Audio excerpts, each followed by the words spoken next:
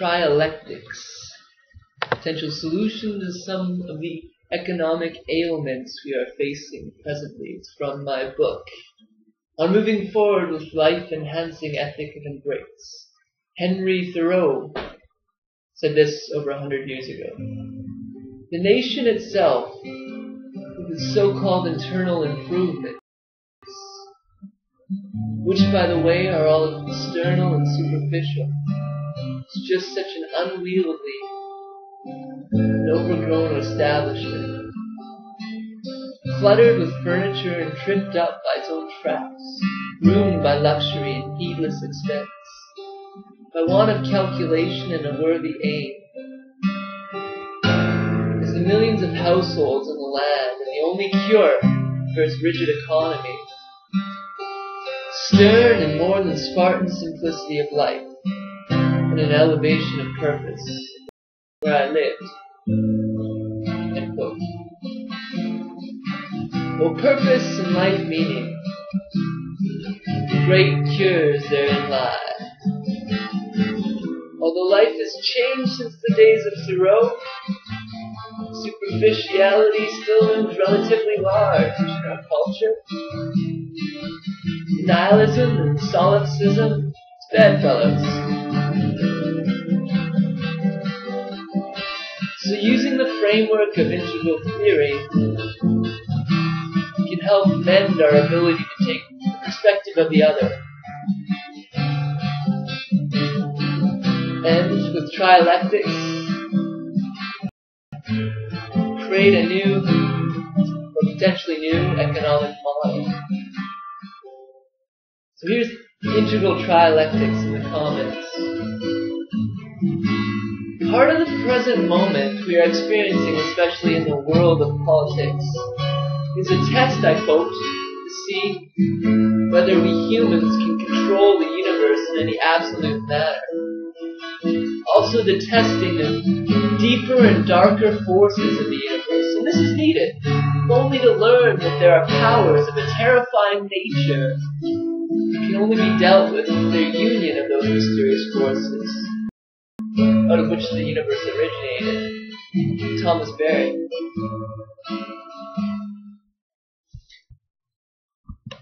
The dialectic process that arose out of Hegelian thought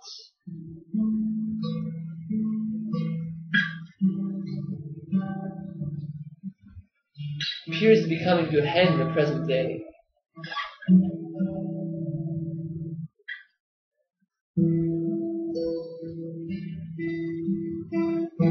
The thinking is not one of absolutes as our ancestors once experienced it, but rather of increasingly experiencing the constant unfolding and ever-changing process of which we are agents of that change.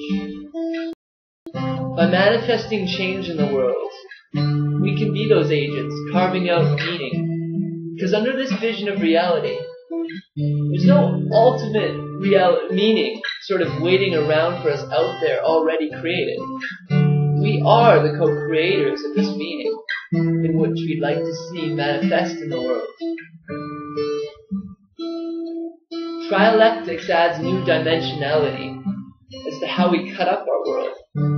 Analogically speaking, we can think of this as a tripart system containing the father, who is autocratic and defensive of establishments, the mother who is empathic, monolithic, and conservative base, the son who goes beyond both and embraces both. Democracy is the manifestation of our equality. Socialism is the manifestation of our necessary interrelations. Autocracy is the manifestation of our accomplishments. Governing system that is the synthesis of the three is desirable. I quote, "What is the being? It will appear like this. Analytically, we will answer by perceiving the being as the sum and the sum of creation. Analogically, we will feel the being as an inexplicable mystery, Holy Spirit, as our mother who gave life. Empathically, we will feel nature to be governed by an omnipresent Father is both the first and the last impulse in the entire creation. We will call it God, the Father. Integral trialectics looks to bring more comprehensiveness to the governing structure of the table. Despite the great beauty and comprehensiveness of the American Constitution originally conceived, new understandings can, and I believe have, unfolded. This requires, among other things, but perhaps most importantly, a refocusing on the executive branch of governance. Let's look at the public-private sectors. The private sector is the part of the economy which is run by the private individuals or groups, usually as a means for enterprise or profit, and is controlled by the state. The individuals can conduct business in areas that are not controlled by the state, although these businesses must follow the rules laid down in the state. In integral theory, governing capacities of this sort are expressed through the I. Self-directed and personal ideas can change the foundations of the state, and through a privately run business, for example, this may happen. There must be a lot of outlets to allow the creative juices to flow, however. In the domination of governance and work, this is going to be where most of the novel evolutionary change takes place, and we don't see so much of this anymore due to the overrun public sector, in my opinion.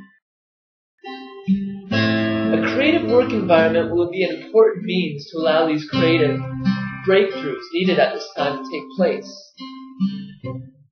That said, the primary focus of the sector is me. What's in it for me, and therefore is pre-conventional.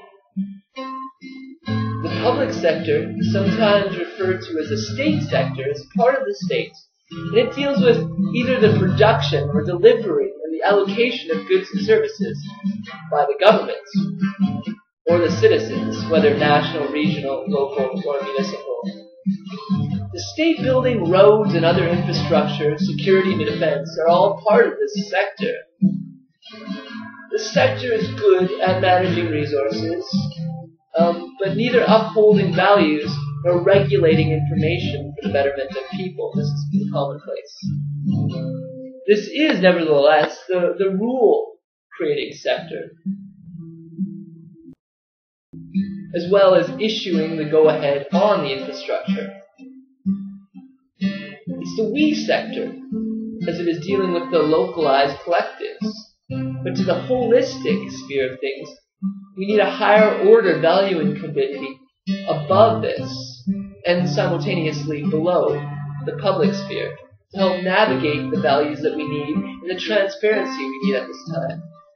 Notice I also say below, and this is important. This move suggests an it. Here we sometimes use spiral dynamics or integral theory, broadly speaking, as a mostly objective lens or movement towards an objective lens to help manifest this it sphere.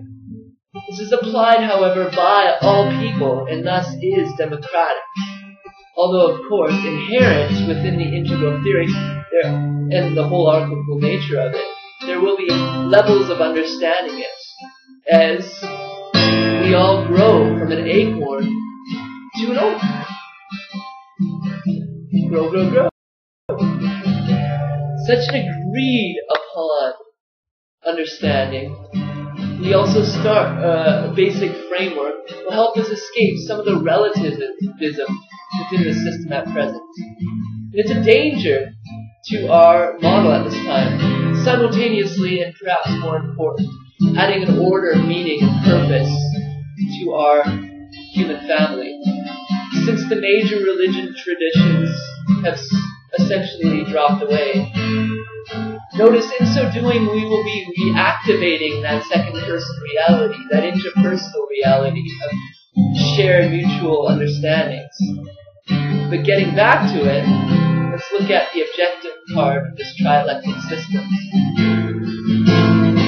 The objective commons is the element required today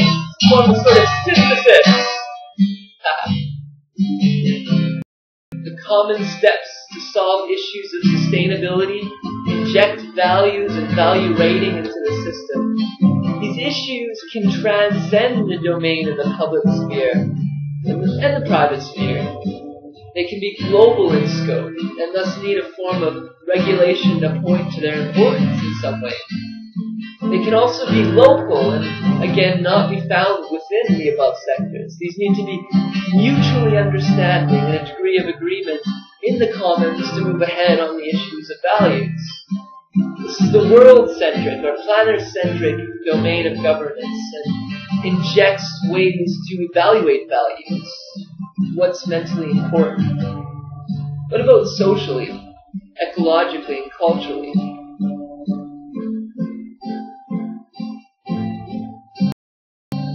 The integral framework can act as a midwife to some of these issues, in my opinion. This would come from the top down via the public sector, but also the bottom up via the private sector. The internet, or a system they're like, would be a brilliant tool for this marriage, as it allows for instant communications and dynamic small-order voting and decision-making. I'll leave it at that. We'll pick up the next one.